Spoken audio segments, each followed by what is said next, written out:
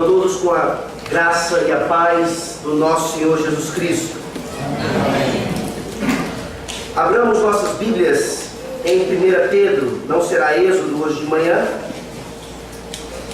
Aliás, eu quero aproveitar esses últimos domingos para tentar finalizar a Epístola de Pedro, já que obviamente Êxodo seria bem mais difícil. Então, aproveitarei as oportunidades para tentar fazer, então, a conclusão desta epístola tão maravilhosa para as nossas vidas e que nos conforta de fato, nós que somos peregrinos, aguardando a nossa chegada na Jerusalém Celestial. 1 Pedro, capítulo 4. Eu lerei dos versículos 1 a 6 e a nossa mensagem será nos versículos 3 a 6. 1 Pedro, capítulo 4, de 1 a 6, assim diz a palavra do Senhor. Ora, tendo Cristo sofrido na carne, armai-vos também vós do mesmo pensamento, pois aquele que sofreu na carne deixou o pecado, para que no tempo que vos resta na carne, já não vivais de acordo com as paixões dos homens, mas segundo a vontade de Deus. Porque basta o tempo decorrido para teres executado a vontade dos gentios, tendo andado em dissoluções, concupiscências, borracheiras, orgias, bebedices e em detestáveis idolatrias. Por isso, difamando-vos, estranham que não concorrais com eles ao mesmo excesso de devassidão, os quais hão de prestar contas àquele que é competente para julgar vivos e mortos. Pois para este fim foi o Evangelho pregado também a mortos, para que mesmo julgados na carne, segundo os homens, vivam no Espírito, segundo Deus. Amém. Amém. Vamos orar. Ó Deus bendito, obrigado pela Tua palavra, escrita aqui por Pedro, pela inspiração do Teu Santo Espírito. Há tanto tempo, mas que ainda fala conosco, como se fosse hoje. Tende misericórdia de nós, nos ajuda a entender esse texto como um encorajamento para nós que temos sofrido por causa da nossa santidade. Que temos sim, ó Deus, pecado, mas temos também buscado seguir aquilo que o Senhor nos manda. E isso traz consequências terríveis para nós nesse mundo caído. Assim como trazia para aqueles primeiros cristãos, e por isso Pedro pastoralmente vem consolá-los. Que o Teu Santo Espírito nessa manhã nos conforte e nos console também, nos mostrando não só a certeza do juízo vindouro, mas a certeza de que nós já temos o veredito final. Em Cristo Jesus somos considerados justos. É no nome dele, ó Deus, que nós oramos e te agradecemos por tudo isso. Amém. Amém. Você certamente já ouviu falar na expressão juízo de valor. Você já deve ter usado essa expressão em algum momento. E para deixar a expressão mais bem definida, aqui vai uma tentativa então de nos mostrar o que é juízo de valor. É um julgamento feito a partir de percepções individuais, tendo como base fatores culturais, sentimentais, ideologias e preconceitos pessoais, normalmente relacionados a valores morais. Por exemplo, isso aconteceu ontem à noite, então está bem fresquinho na minha memória. O que você acha de alguém que não gosta de cuscuz? Você já fez um juízo de valor na sua mente. A pessoa ontem, em tom de brincadeira, mas com um fundo de verdade, respondeu: essa pessoa precisa de tratamento. Isso é claramente, então, uma manifestação de alguém que não consegue entender como alguém em sã consciência não gosta de cuscuz. Esse é o juízo de valor. Mas você já ouviu falar sobre o juízo de fato?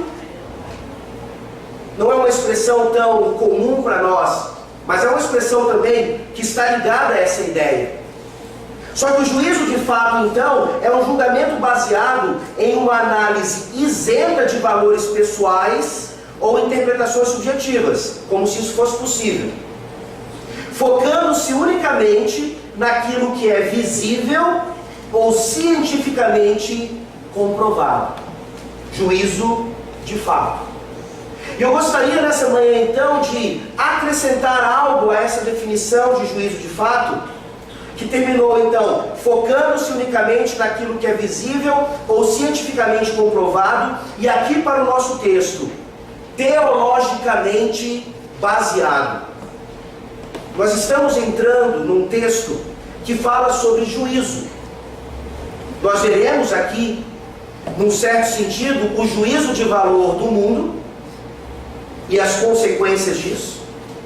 Mas nós veremos um juízo de fato que vem de Deus, cuja base é aquilo que Ele manifestou em Sua palavra. Ele não é arbitrário, Ele não é subjetivo, Ele não é mutável de acordo com as circunstâncias, muito pelo contrário. E nós vemos então que essa ideia do juízo agora trazida por Pedro aqui, ela segue exatamente aquela ideia que nós vimos na semana passada, nos versículos 1 e 2 do capítulo 4 de 1 Pedro. Quando nós vimos ali uma doutrina maravilhosa, que nos é tão cara e que às vezes nos esquecemos de experimentar em nossas vidas, de forma tão prática, que é a nossa união com Cristo. Então Pedro passou o final do capítulo 3 nos falando o que é a defesa da fé e quais são as implicações disso, e agora no início do capítulo 4 ele nos fala como nós devemos ainda mais nos abster do pecado, porque o texto diz: aquele que sofreu na carne deixou o pecado. Aquele que sofreu na carne, como nós vimos, foi o próprio Cristo.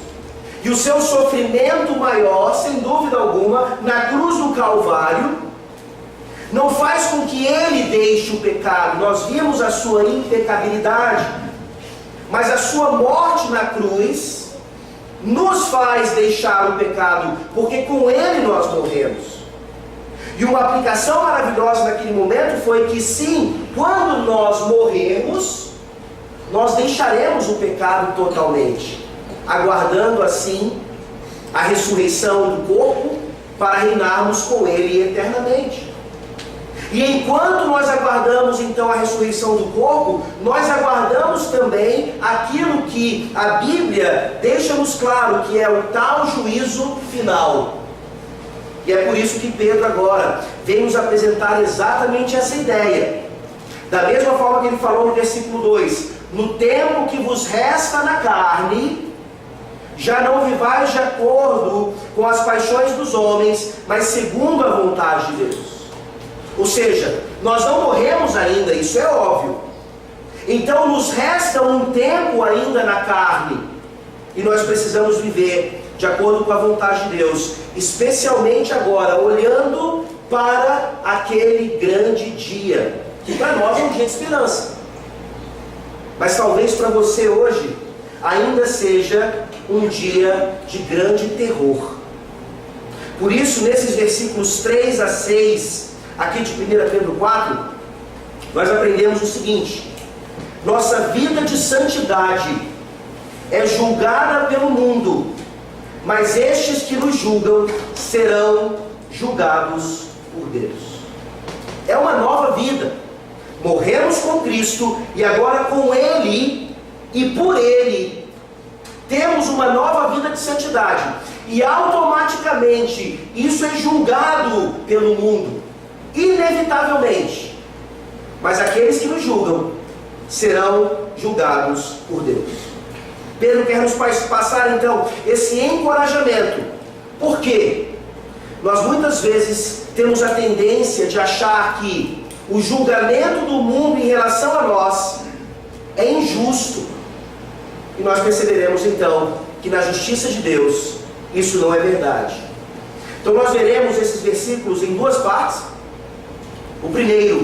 A primeira parte é o juízo de valor do mundo, versículos 3 e 4. E a segunda parte é o juízo de fato de Deus, versículos 5 e 6. Vejamos então mais uma vez aqui o juízo de valor do mundo, versículos 3 e 4, que dizem assim: porque basta o tempo decorrido para terdes executado a vontade dos gentios, tendo andado em dissoluções, concupiscências, borracheiras, orgias, bebedices e em detestáveis idolatrias. Por isso, difamando-vos, estranham que não concorrais com eles ao mesmo excesso de devassidão. Para que esse juízo de valor do mundo aconteça no versículo 4, a nossa santidade, então, em nova vida, ela é manifestada, como Pedro diz no versículo 3. Ele fala, porque basta o tempo. Em outras palavras, já chega. Nós não precisamos mais viver como nós vivíamos antes. Interessante que eu poderia dizer essa frase, nós não devemos mais viver. Mas a melhor maneira é nós observarmos e chegarmos à conclusão de que não tem nem mais necessidade disso. Às vezes você sente necessidade do pecado. E aí talvez tenha que ouvir que existe agora uma proibição para aquilo. Mas a nova vida nos mostra que até a nossa necessidade daquilo não existe mais. Até os nossos desejos e as nossas volições, a nossa vontade, ela é transformada pelo Espírito Santo. Esse é um sinal da nova vida em você. Esse é um sinal também para você ficar preocupado. Se você já está na caminhada e desejos antigos ainda te atormentam. Isso não quer dizer que você não seja crente, mas isso talvez queira dizer que você não está experimentando a união com Cristo como você poderia. Na utilização dos bens de graça, na maturação da vida cristã. E nós percebemos então em nossas próprias vidas, é um teste interessante esse, ou uma forma de manter um diário talvez, de que havia coisas que te atormentavam ou te tentavam há tempos atrás que hoje não fazem nem cosquinha mais. Você já não ri das mesmas piadas, você já não consegue ter atração por certos filmes, músicas que faziam seu corpo balançar antes agora parecem detestáveis a você. Isso é consequência não da idade chegando. Não é que você está ficando velho e está perdendo os prazeres da vida, porque os nossos jovens conseguem então demonstrar isso. Não é falta de prazer como nós veremos, mas é o prazer naquilo que é legítimo, é o prazer a partir de Deus. E é por isso que ele fala então, já chega a vontade dos gentios, ou seja, a nossa vontade, ela é contrastada agora com a vontade de Deus, e nessa nova vida, nós não temos mais executado ou andado naquilo que ele diz aqui, numa lista interessante. Ele fala, nós andamos, tendo andado. A tradução é muito boa aqui desse verbo, dá uma ideia de que aconteceu, não precisa mais acontecer, mesmo que de vez em quando a gente escorregue, mesmo que de vez em quando nos vejamos fazendo essas coisas sem entender mais uma vez por que está acontecendo isso. E que lista é essa? Obviamente não exaustiva, mas nos traz pelo menos 3 ideias distintas. Ele fala em dissoluções, concupiscências, borracheiras, orgias, bebedices e detestáveis idolatrias. A gente consegue colocar aqui então debaixo de 3 categorias essas palavras todas. E a primeira, então, é a categoria de pecados de impureza sexual. Seria dissoluções, concupiscências e orgias. Dissoluções seriam sensualidade, a forma como nós nos vestimos ou gostamos que outros se vistam, para que eu então olhe para aquela pessoa com desejo de lascívia. Concupiscência está ligado a isso no sentido de ser um desejo impróprio, sentir aquilo que eu não deveria sentir, mas é tão natural. Mas a vida nova e o Espírito Santo nos fazem então não querer desejar isso. E obviamente orgias aqui, uma forma mais tangível ou drástica de mostrar até onde a sexualidade errada pode chegar. Isso era comum naquele tempo. Isso talvez não seja comum no meio da igreja hoje. Talvez você não se sinta tão confrontado com esse tipo de coisa. Mas certamente nós poderíamos associar isso a questões de pornografia na internet, ou olhares lascívios a outras mulheres e esse tipo de coisa. Mas eu gostaria de frisar aqui um exemplo de um documentário que está numa série da Netflix. Se eu não me engano, é a série chamada Explicando. Então é uma série que explica várias coisas. E tem um desses episódios que explica a monogamia.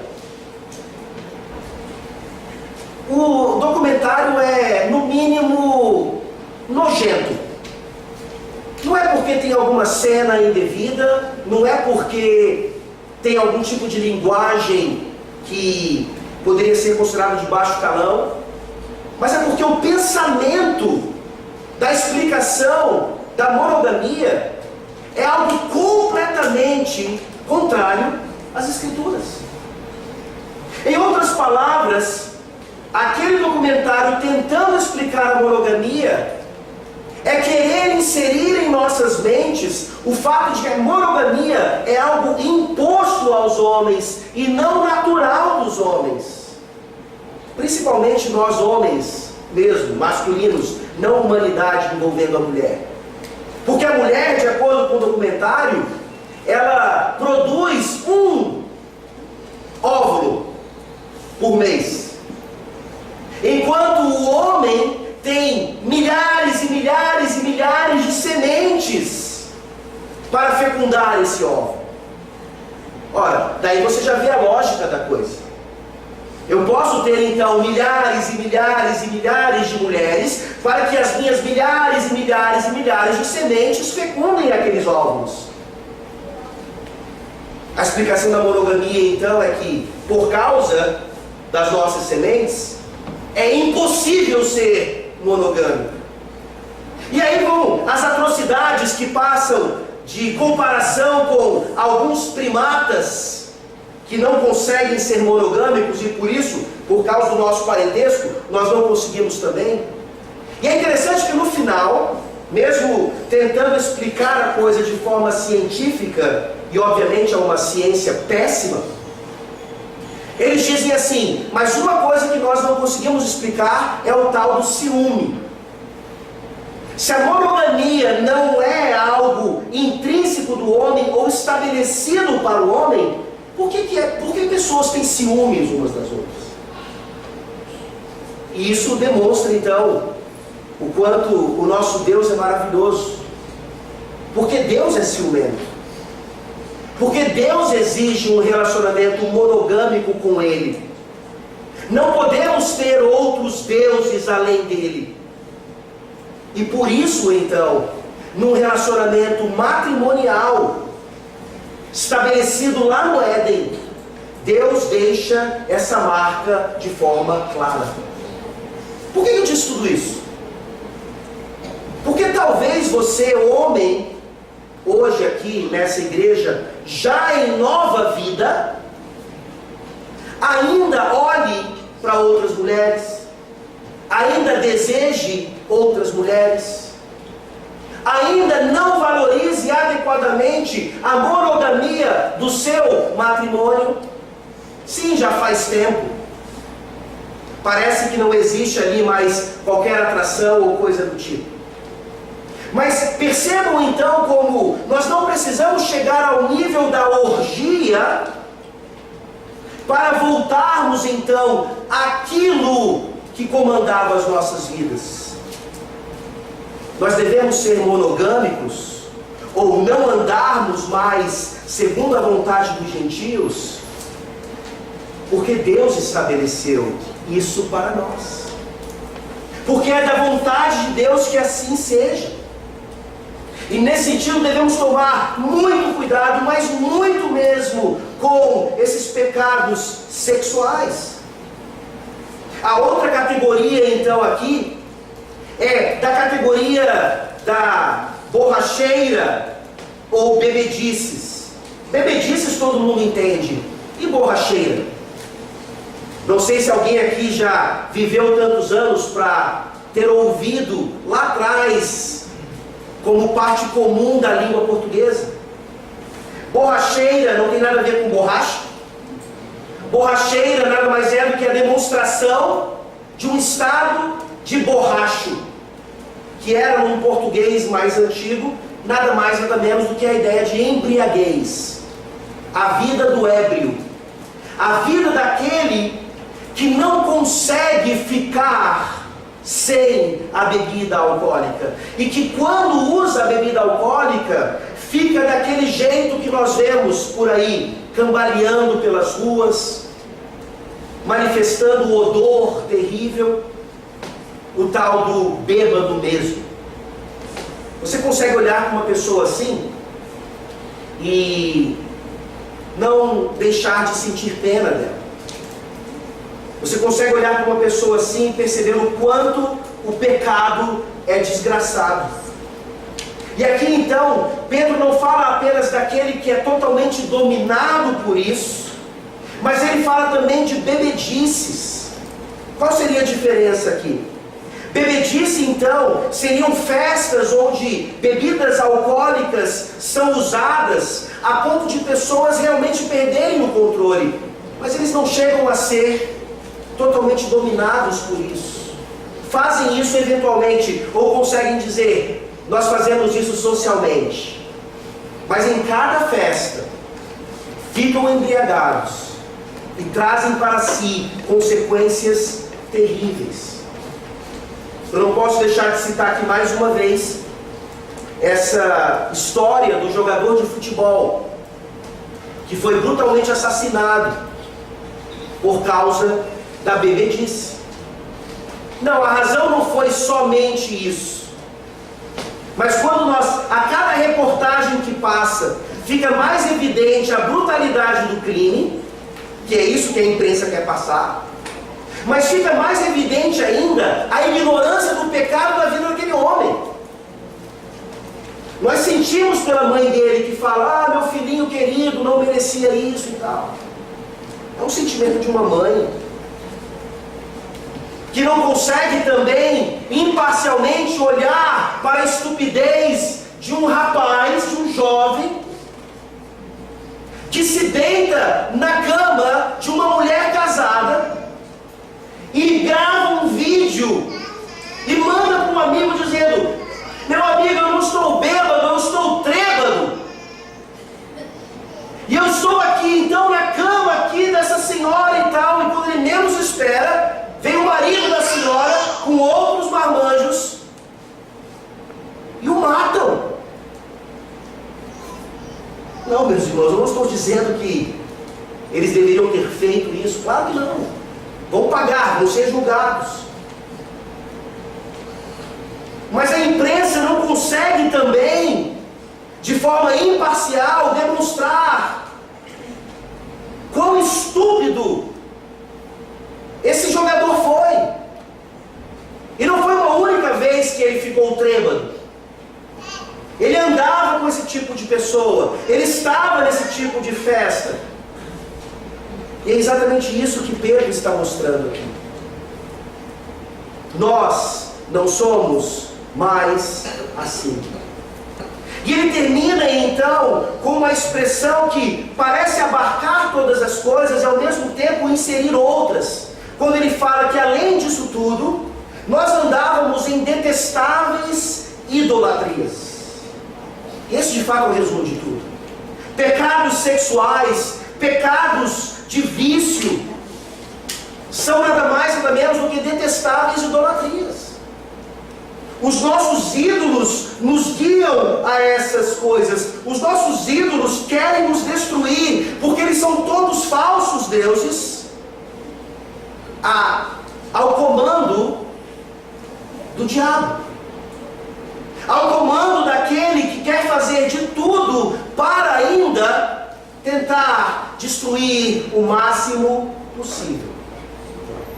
No final das contas, tudo é idolatria, mas nós já nos desvencilhamos disso. E essa palavra, ao mesmo tempo que confronta as nossas mentes em relação a alguns resquícios de pecado com os quais nós ainda lutamos, é uma palavra de esperança também. Você consegue acreditar que havia esperança para esse jogador de futebol? Imagine se esse homem tivesse encontrado um crente ali, ou no time dele, ou nas circunstâncias em que ele vivia, e tivesse anunciado para ele o Evangelho. Será que há esperança para homens e mulheres cujos passados são depravadíssimos? Será que há esperança, por exemplo, para prostitutas? Ora, Jesus Cristo, ele se sentava com prostitutas, ele se sentava com publicanos, ele se sentava com aqueles que eram marginalizados, não para pecar como eles, obviamente, mas ele estava ali oferecendo esperança a esses homens e a essas mulheres. E o interessante é que ele mesmo então foi julgado pelos tradicionais da sua época, ou pelos santos da sua época, e ele foi tido como um beberrão e um comilão. Ele foi acusado então de borracheira ou glutonaria, e tudo que ele estava fazendo era oferecer a esse tipo de pecador a esperança do Evangelho. Existe esperança para aqueles próximos de você que ainda não estão em Cristo Jesus. Talvez não cometam nenhuma dessas questões aqui, mas mesmo assim estão na mesma situação daqueles que cometem e ainda estão sem Cristo. É inevitável, meus queridos irmãos, que quando então nós deixamos essas coisas de lado, nós tínhamos amigos assim, às vezes até temos ainda. Nós andávamos em grupos daquele jeito, mas sabemos que agora não podemos mais estar com essas companhias. Não podemos mais ter intimidade com esse tipo de coisa. E aí o versículo 4 acontece. É o juízo de valor no mundo. Por isso, difamando-vos, estranham que não concorrais com eles ao mesmo excesso de devassidão. A expressão aqui é clara. A ideia traduzida como concorramos é na verdade correr junto. A ideia é que os homens estão como uma manada, correndo, ávidos, para alcançar esse excesso de devassidão. Vejam aqui a profundidade que Pedro nos mostra do desejo pecaminoso do homem. Ou poderíamos aplicar aqui até mesmo a ideia da pressão de grupo. Às vezes, individualmente, nós não chegamos a cair em alguma tentação. Mas quando estamos num grupo, e aquele grupo então quer fazer alguma coisa terrível, por mais que nós discordemos, nós acabamos sendo levados para isso. Porque não queremos receber o juízo de valor. Ah, você é tão santinho. Ah, você não tem mais prazer na vida. Você quer ser o certinho e não fazer mais nada de errado. E nós então somos influenciados por isso e muitas vezes nos deixamos levar. Ao invés de influenciarmos, mesmo que o julgamento seja difamação. Aqui Pedro diz que aquelas pessoas estranham agora. Ora, antes você fazia assim, agora não faz mais. Não gosta mais de nós, se sente superior a nós. Essa pressão é constante. Mas ao mesmo tempo, nós temos a força e o vigor para resistir. Devemos resistir. Devemos então causar mais estranhamento ainda, para que até isso seja usado para que eles deixem de difamar, a palavra que na verdade é blasfemar, e passem a desejar o mesmo Deus a quem nós servimos agora. É interessante que tudo isso nos mostra alguns extremos que não são bíblicos. Por exemplo, aqui temos claramente a ideia do distanciamento de um grupo assim. Diga-me com quem andas, eu te direi quem és. Mas isso não significa que não possamos e nem devamos influenciar esse tipo de grupo. Eu acabei de demonstrar como Jesus estava com esses grupos rejeitados na sua época. Mas ele jamais era influenciado por eles, obviamente. Ao mesmo tempo, esse texto parece nos mostrar que o crente agora não tem mais prazer algum. Crente agora não pode mais festejar. Crente agora não pode mais ter uma vida que talvez até se pareça com esse tipo de coisa. E nós aprendemos, por exemplo, em muitos ambientes evangélicos, que crente não dança, que crente não bebe, mas come. E nós vamos vendo então tentativas de vencer o pecado por algo que a Bíblia não demonstra. E nós ficamos nesse pêndulo e nunca conseguimos atingir aquilo que Deus está aqui nos demonstrando. Que precisamos viver sim, vidas santas. Que quando necessário, precisamos fazer divisões ou cortes radicais, sem nos esquecermos de que essas mesmas pessoas podem e devem ser alcançadas pelo Evangelho da Graça, para que eles também agora parem de nos julgar, parem de blasfemar e comecem a glorificar a Deus, especialmente no dia da visitação. O interessante é que nós estamos aqui lidando claramente com homens e mulheres totalmente pecadores e fora da igreja, olhando para os crentes e julgando-os. Mas e quando isso acontece na igreja? E quando você não é o julgado da história, mas você julga um outro crente? Ah, você é santo demais? Você obedece demais à lei de Deus? Você é radical? Ninguém precisa viver assim, ninguém consegue viver assim. Esse juízo de valor, ele é detestável a Deus. Porque você está tomando aquilo que é o padrão de Deus para a vida de todo o crente, não só o crente maior ou o crente menor, e está então trazendo para a igreja uma noção distinta do que é a santidade. E devemos tomar muito cuidado com isso, porque esse juízo de valor do mundo, ele é, como nós falamos na introdução, baseado em fatores culturais, sentimentais, ideologias, pecado. Mas Pedro continua falando agora do juízo de fato de Deus. Essa é a segunda parte do texto. Os versículos 5 e 6. O juízo de valor dos homens pode durar a vida inteira, até a volta do Senhor Jesus Cristo. Mas aí nós veremos, pelo menos lá, o juízo de fato de Deus, que se foca unicamente naquilo que é teologicamente revelado a nós pela sua palavra. Olhem aí os versículos 5 e 6. Os quais hão de prestar contas àquele que é competente para julgar vivos e mortos. Pois para este fim foi o evangelho pregado também a mortos, para que mesmo julgados na carne segundo os homens, vivam no Espírito segundo Deus. Isso encoraja o crente que é vítima da blasfêmia dos ímpios.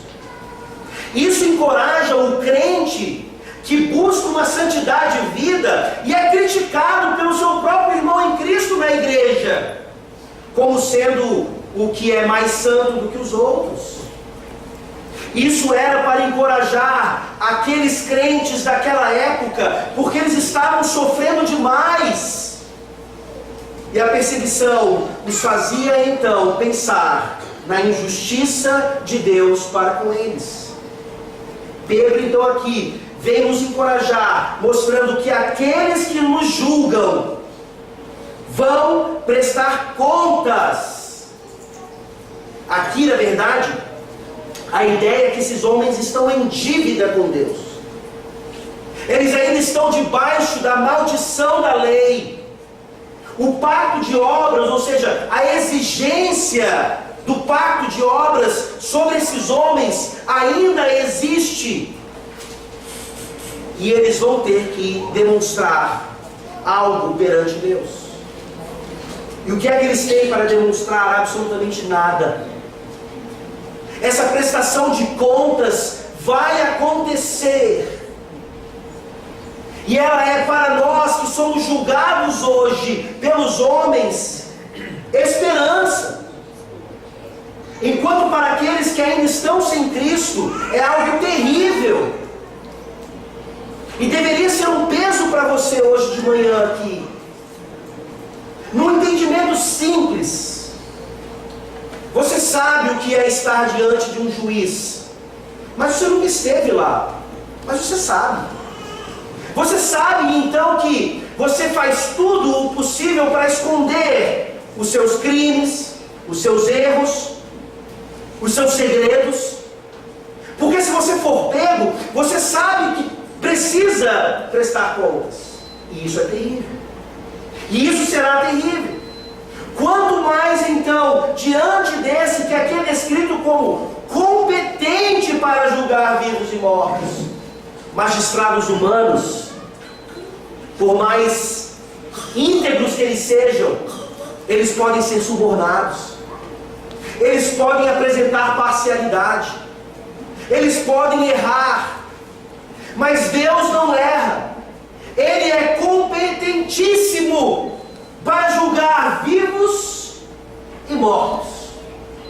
E isso deveria automaticamente nos lembrar do credo apostólico, que faz tempo que a gente não recita. Deveríamos recitar mais vezes.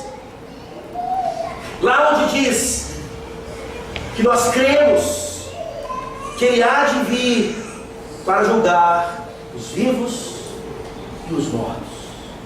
Ninguém está, desde Adão até o último homem ou mulher nascidos antes da volta do Senhor Jesus, todos hão de comparecer perante o tribunal. Se você recebe um oficial de justiça na sua casa, você se treme todo. Não é porque você acha que é inocente e tem alguma injustiça acontecendo ali. É porque você automaticamente pensa que alguém descobriu algo sobre você e deve ter razão. Isso vai acontecer com todos nós. A prestação de contas. E hoje, ao invés de ficarmos alarmados, nós ficamos tranquilos. Porque Pedro está usando isso para nos tranquilizar. Assim como a confissão de fé usa isso no seu capítulo 33, que chama do juízo final, na seção 3 diz assim: assim como Cristo, para afastar os homens do pecado e para a maior consolação dos justos das suas adversidades, quer que estejamos firmemente convencidos de que haverá um dia de juízo. Assim também quer que esse dia não seja conhecido dos homens, a fim de que eles se despojem de toda a confiança carnal.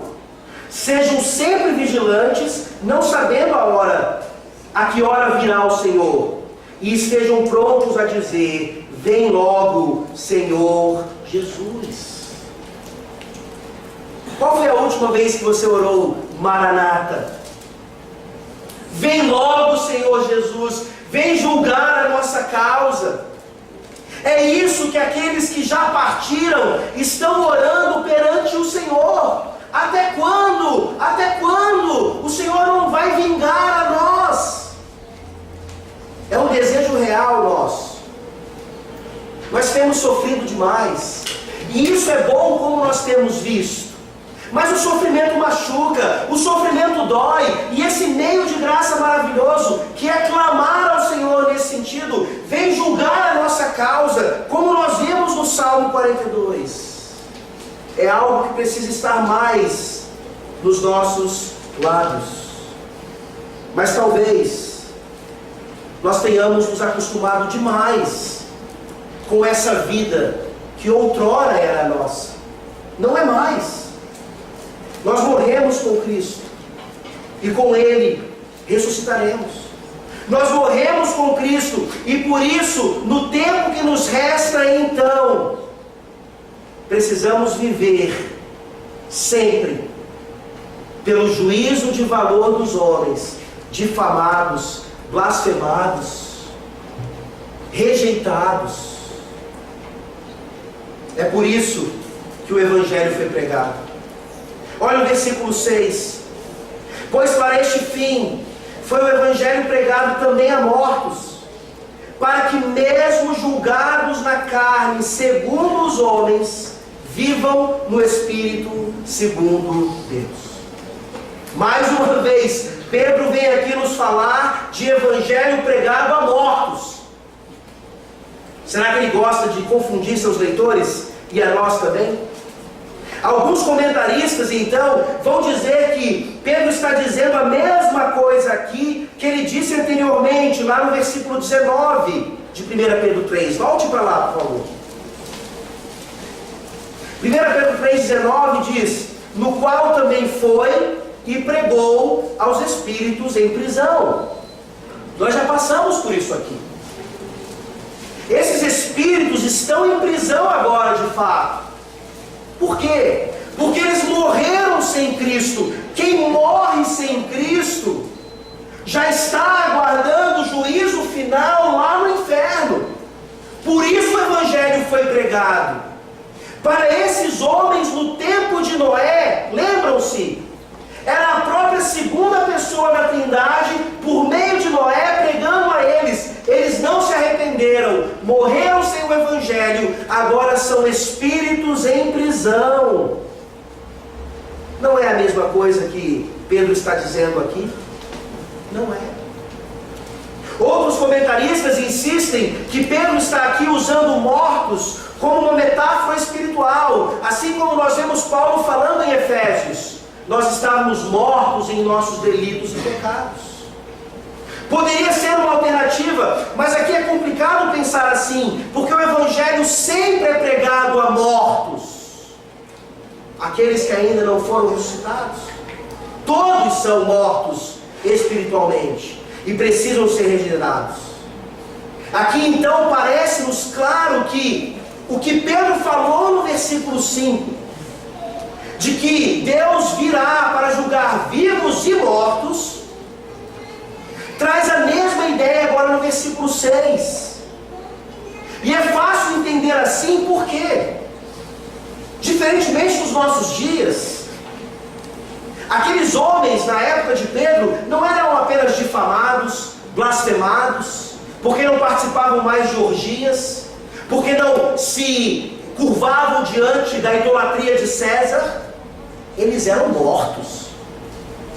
Familiares, então, eram mortos. E aqueles que sobreviviam, que fugiam, que eram preservados por alguma razão, eles não apenas perdiam seus bens, eles perdiam seus cônjuges, seus filhos.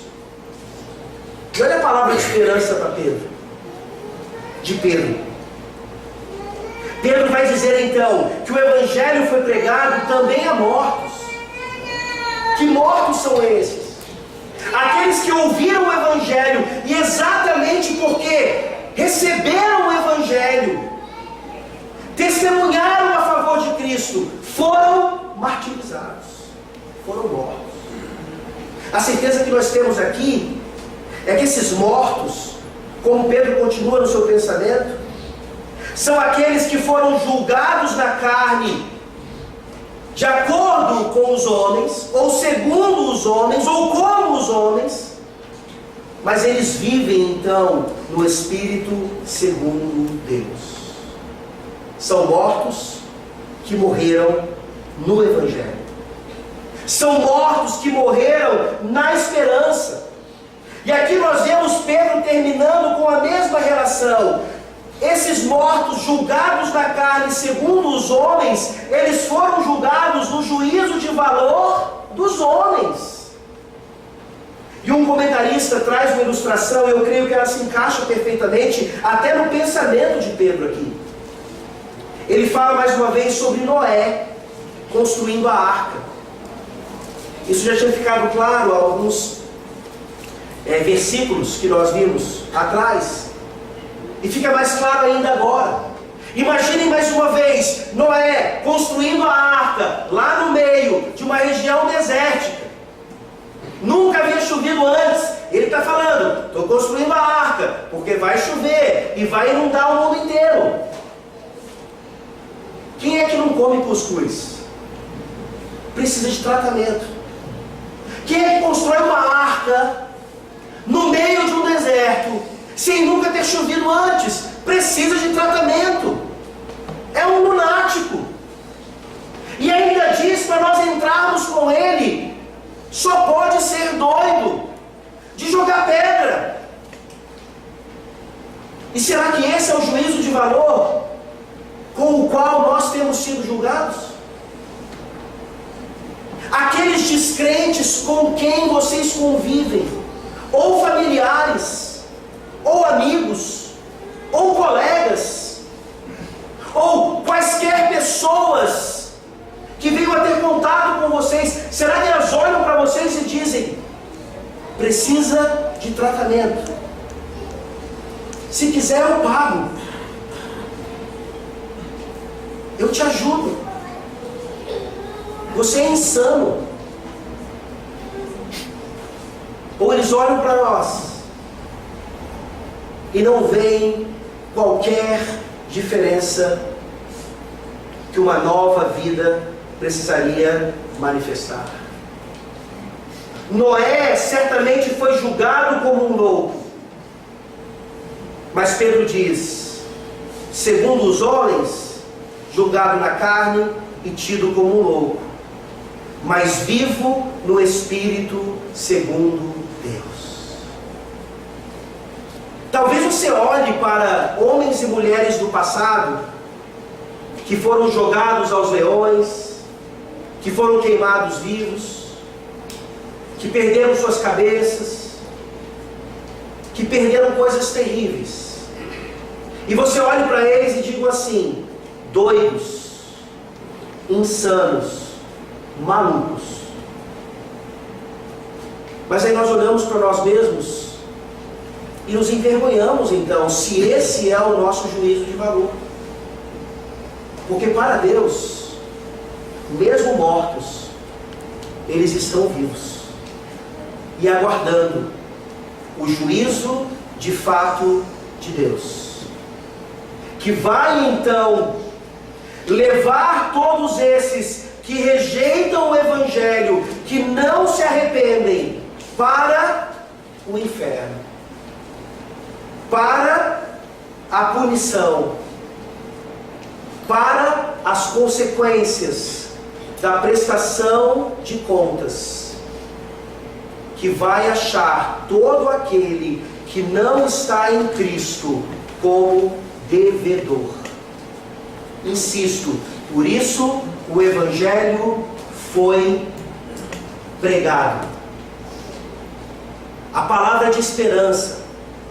A palavra não é só para assustar. A palavra não é só para nos lembrar de orar Maranata. A palavra não é só para revermos como temos vivido. A palavra é para nós entendermos que o nosso parente mais próximo, sem Cristo Jesus, por mais que ele não participe de orgias ou se embriague, ele ainda está caminhando para uma prestação de contas na qual ele não tem como se defender.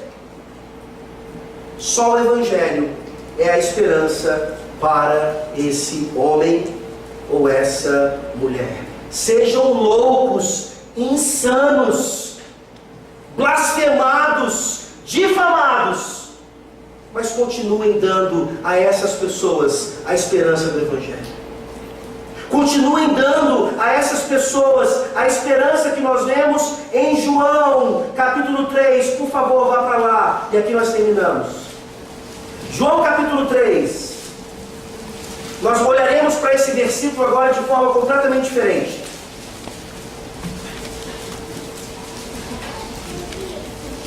João 3,16. Todos conhecemos esse versículo. Infelizmente, na interpretação de alguns, é o versículo mais arminiano de toda a Bíblia. Mas ele não podia ser mais calvinista, porque a complementação dele é maravilhosa e complementa perfeitamente o pensamento de Pedro lá. João capítulo 3, de 16 a 21, prestem atenção agora na ideia de juízo e julgamento. Porque Deus amou o mundo de tal maneira que deu seu Filho unigênito para que todo que nele crê não pereça, mas tenha a vida eterna. Porquanto Deus enviou seu Filho ao mundo não para que julgasse o mundo, mas para que o mundo fosse salvo por ele. Quem nele crê não é julgado. O que não crê já está julgado, porquanto não crê no nome do unigênito Filho de Deus. O julgamento é este, que a luz veio ao mundo, e os homens amaram mais as trevas do que a luz, porque as suas obras eram más. Pois todo aquele que pratica o mal aborrece a luz, e não se chega para a luz, a fim de não serem arguidas as suas obras. Quem pratica a verdade, aproxima-se da luz, a fim de que as suas obras sejam manifestas, porque feitas em Deus. Jesus Cristo, que está voltando como um reto juiz, ele morreu como um injustiçado, para que eu e você, nessa manhã, continuássemos crendo no poder do Evangelho, para salvar os bêbados, as prostitutas, e até aqueles que fazem um documentário da Netflix, explicando de forma absurda o porquê da monogamia. Que Deus tenha misericórdia de nós, e que Ele tenha misericórdia de ti nessa manhã, e te ajude a ter esperança no dia do juízo final. Vamos orar. Ó Deus bendito, Deus que certamente voltará na pessoa bendita do Teu Filho para julgar os vivos e os mortos. Nós te agradecemos por todos os mortos que já foram antes de nós e estão certamente com Cristo agora. Que eles possam então, ao nos rodear como testemunhas, perceber também o quanto nós amamos mais a Deus do que ao mundo, mesmo que isso realize em nós aquilo que não gostamos, a difamação, a blasfêmia e até mesmo a morte como consequência final. Nos fortaleça, Senhor, nos encoraje e abra a nossa boca, para que no nosso testemunho do Evangelho, mais e mais pessoas sejam agora esperançosas diante o juízo final que está chegando a qualquer momento. Ajuda-nos, Senhor. Em nome de Jesus. Amém. Amém.